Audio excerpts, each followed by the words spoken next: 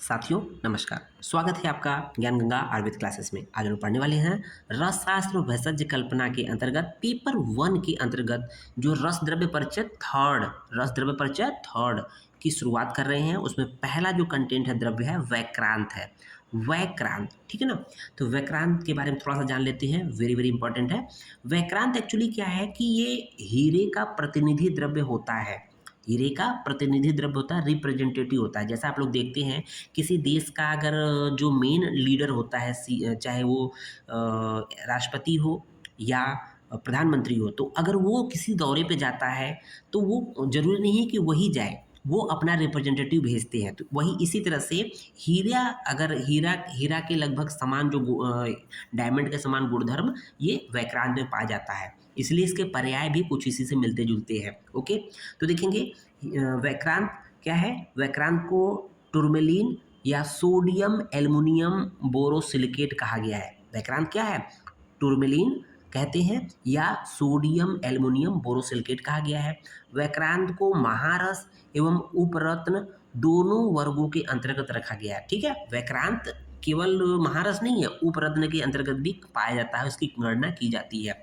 और हम लोगों ने पहले भी बात कर चुके हैं, हीरे का प्रतिनिधि द्रव्य के रूप मतलब ये माना गया है। पर्याय की बात कर लेते हैं। पर्याय जो है आपके जो हीरे का पर्याय होता है उसी से मिलता जुलता है। जैसे वैक्रांत, विक्रांत, जीर्ण वज्र। तो वज्र क्या है, हीरे का पर्याय है। जीर्ण वज्र किसको बोलते हैं, हीरे को। तो कहते हैं कि हार्डेस्ट जो होता है वो हीरा होता है। ठीक है, तो जीर्ण वज्र या कुवज्र या क्षुद्र कुलिस, कुलिस पर्याय है हीरे का, तो क्षुद्र मतलब छोटा हो गया। ठीक है ना। चूड़ वज्र या हीरे का जो चूड़ होता है उसको बोलते हैं चूड़ वज्र। तो ये कुछ वैक्रांत के इंपॉर्टेंट पर्याय होते हैं जो कि इंपॉर्टेंट है एआईपीजीटी या कॉम्पिटिटिव एग्जाम के पॉइंट ऑफ व्यू से।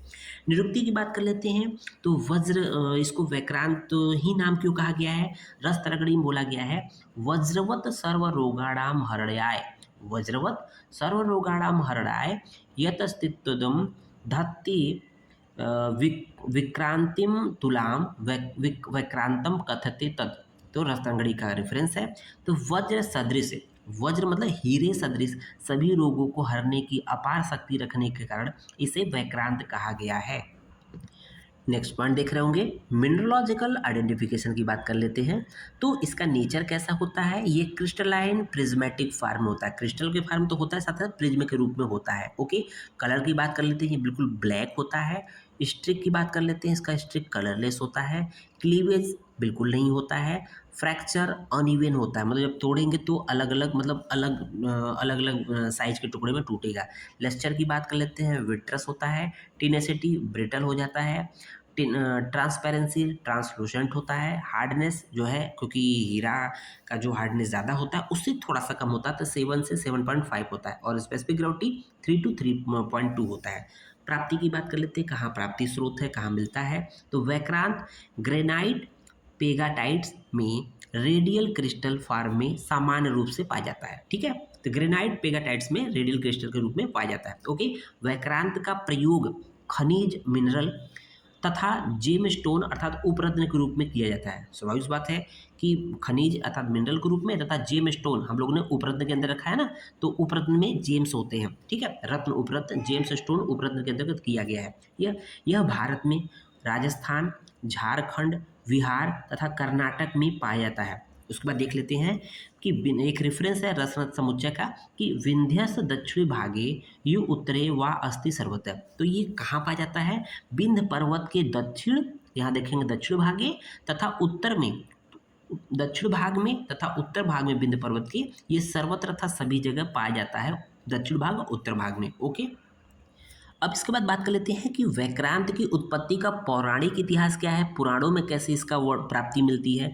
तो रसरत्न समुच्चय के अनुसार दुर्गा देवी ने त्रिशूल से, जब दुर्गा माँ जो होती जिसकी पूजा करते हैं, त्रिशूल से जब दैत्यराज महिषासुर का वध किया, तब पृथ्वी पर जहाँ जहाँ उसका रक्त गिरा वहाँ वहाँ वैक्रांत की उत्पत्ति हुई। समझ गए कि जो महिषासुर के वध से उनके रक्त से जो जहाँ जहाँ गिरा है वहाँ वहाँ वैक्रांत की उत्पत्ति हुई है।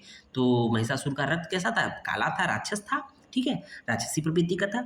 वैक्रांत विंध्य पर्वत के दक्षिण एवं उत्तर में सर्वत्र पाया जाता है, पहले भी बात कर चुके हैं।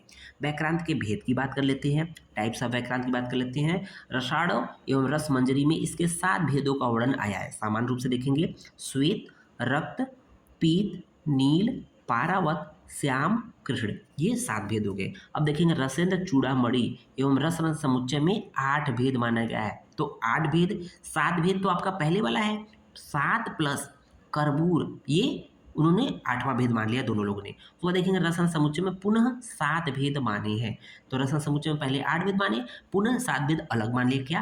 पहला है श्वेत, दूसरा है पीत, तीसरा है रक्त, चौथा है नील, ये तो सामान्य हो गया।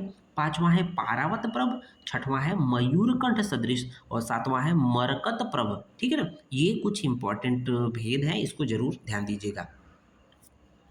इसके बाद वैक्रांत का ग्राह्य अग्राह्य लक्षण, अर्थात किस प्रकार के वैक्रांत को ग्रहण करना चाहिए औषध कार्य हेतु। तो देखेंगे रसन समुच्चय का रेफरेंस है दूसरे चैप्टर का श्लोक नंबर 62-63 देखेंगे।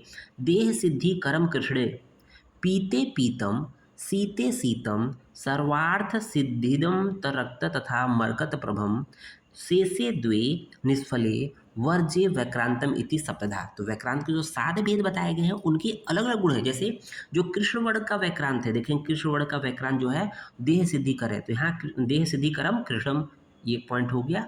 उसको देखेंगे पीते पीतम, जो पीत वर्ण का वैक्रांत है, पीत वर्ण का वैक्रांत पीत कर्म अर्थात स्वर्ण निर्माण में उपयोगी होता है। पीत मतलब स्वर्ण निर्माण में उपयोगी है। देखेंगे सीते शीतम, सीते शीतम मतलब श्वेत वर्ण का जो वैक्रांत है वो श्वेत कर्म अर्थात रजत के निर्माण में उपयोगी बनाया गया है, माना गया है। ओके, उसको देखेंगे सर्वार्थ सिद्धि रक्तम तथा मरकत प्रभम। तो जो मरकत वर्ण है तथा रक्त वर्ण का जो वैक्रांत है वो सभी प्रकार की सिद्धि देने वाला होता है। वेरी वेरी इंपॉर्टेंट है, वेरी वेरी इंपॉर्टेंट है। शेष 2, शेषे द्वे निष्फले वर्जे, शेष 2 जो बचते हैं, 5 के बाद 2 जो बच जाते हैं भेद, वो अर्थात नील और पारावत प्रभ ये निष्फल और त्याज्य होती हैं। तो श्लोक से हम लोगों ने क्लियर कर लिया बिल्कुल, चाहे आप कहीं पर कोई डाउट नहीं है, ठीक है। अशुद्ध वैक्रांत, अगर मान लीजिए अशुद्ध वैक्रांत के सेवन करने से क्या हानि होगी, अगर बिना शोधन के हम लोग वैक्रांत का सेवन कर रहे हैं तो क्या क्या समस्या आएंगी। तो अशुद्ध वज्र एवं वैक्रांत के सेवन से, ये दोनों के लिए कॉमन है, चाहे अशुद्ध वज्र हो अर्थात हीरा हो, चाहे वैक्रांत हो, दोनों के सेवन से क्या होगा, किलास जो कि स्किन डिजीज है, कुष्ठ स्किन डिजीज है, दाह पार्श्व पीड़ा एवं पांडु रोग की उत्पत्ति होती है। पांडु रोग अर्थात एनीमिया की बात कर रहे हैं। ओके, उसके बाद वैक्रांत के शोधन की बात कर लेते हैं। तो शोधन देखेंगे कई डिपेंड करता है कि किससे शोधन कराते हैं। देखेंगे वैक्रांत को कांजी अम्ल में अथवा मूत्र में अथवा कुलथ के काढ़े में अथवा केले के जड़ के स्वरस में अथवा कोदो के क्वाथ में अथवा सज्जी छार यव छार टंकड़ तथा 5 नमक इन सबको मिलाकर, मतलब क्या करना है, दोला यंत्र द्वारा, ध्यान दीजिएगा, दोला यंत्र द्वारा 3 दिन तक स्वेदन करने से, दोला यंत्र में क्या होता है, स्वेदन क्रिया होती है, और कितने दिन तक करना है, 3 दिन तक स्वेदन करने से ये शुद्ध हो जाता है। अथवा, फिर से अथवा आ गया अब्लिक, केवल कुलथ के क्वाथ में ही 3 दिन तक स्वेदन करने से शुद्ध वैक्रांत की प्राप्ति होती है। ओके, तो देखेंगे वैक्रांत का मारण, वैक्रांत का मारण की 2 विधियां बताई गई है। शुद्ध वैक्रांत ले लेंगे जो कि शोधन हो गया होने के पश्चात लेंगे, ठीक है, उसमें संभाग गंधक मिला देंगे। शुद्ध वैक्रांत प्लस संभाग गंधक मिलाने के पश्चात क्या होगा, उसमें नींबू स्वरस का मर्दन करेंगे। नींबू स्वरस का मर्दन करने के पश्चात उसको 8 गजपुट की अग्नि देंगे। 8 गजपुट की अग्नि देने के पश्चात रक्ताभ भस्म, रक्ताभ मतलब रक्ताभ रक्त की आभा वाला जो भस्म होता है दैट इज कॉल्ड वैक्रांत भस्म प्राप्त हो जाएगा। दूसरी विधि क्या है वैक्रांत के मारण की, शुद्ध वैक्रांत लेंगे, उसको रक्त तप्त करेंगे, रेड हॉट करेंगे, बिल्कुल रक्त रेड हॉट मतलब गर्म कर देंगे जैसा कि लाल हो जाएगा। बार बार असमुद्र का सिंचन करेंगे, उस पर छिड़काव करेंगे, ठीक है। पुनः असमुद्र से भावित कर लेंगे और उसको भस्म होने तक पुट देंगे जिससे कि भस्म बन जाए। ओके, इसके पश्चात वैक्रांत भस्म के गुण की बात कर लेते हैं। तो देखेंगे वैक्रांत भस्म का उपयोग क्या होता है, आयु बल शरीर के वर्ण को बढ़ाने वाली होती है। ओके। अत्यंत वृष्य और बुद्धिवर्धक होती है। ओके। हीरे के समान गुण वाली होती है, हम लोगों ने बात किया भी है, इसलिए इसको हीरे का प्रेजेंटेटिव बोलता है, प्रतिनिधि द्रव्य बोलाता है। षड्रसयुक्त होता है, त्रिदोषग्न होता है। रसों का राजा इसको बोला था, रसों का राजा अर्थात संपूर्ण रसों में श्रेष्ठ माना गया है। वैक्रांत का सत्वपातन की बात करते हैं, सत्व निर्माण कैसे करते हैं, शुद्ध वैक्रांत ले लेंगे, ठीक है, शोधित शोधित वैक्रांत ले लेंगे, उसको मर्दन करेंगे। किससे मर्दन करेंगे? गुड़ से, गुगलू से, गुड़, गुगलू, गुंजा, मधु, घृत, टंकड़, ये 6 द्रव्य हैं, इनके साथ लेकर मर्दन करेंगे, घोटेंगे अच्छे से, ठीक है। घोटने के पश्चात उसको टिकिया बना लेंगे, चक्रिका बना लेंगे। टिकिया बनाकर क्या करेंगे कि मूसा में रख लेंगे और 3 घंटे तक दमन कर लेंगे। मूसा के अंदर रख के 3 घंटे तक उसको अग्नि देंगे, दमन करेंगे, वैक्रांत का सत्व रूप में प्राप्त हो जाता है। लास्ट में लोग चलते चलते बात करते हैं वैक्रांत के प्रमुख योगों के बारे में। तो रत्न प्रभावटी पहला योग है। वसंत कुसुमाकर रस जो डायबिटिक प्रमेह में प्रयोग करते हैं। सूचिका भरण रस जो कि आपको डायरिया लूज मोशन में प्रयोग करते हैं। अपूर्व मालिनी बसंत रस ये भी आपका एक तरह से यूज करते हैं। रत्नागिरी रस, त्रैलोक्य तिलक रस, ये कुछ इंपॉर्टेंट प्रमुख योग है वैक्रांत के। उम्मीद है लेक्चर समझ में आया होगा। धन्यवाद।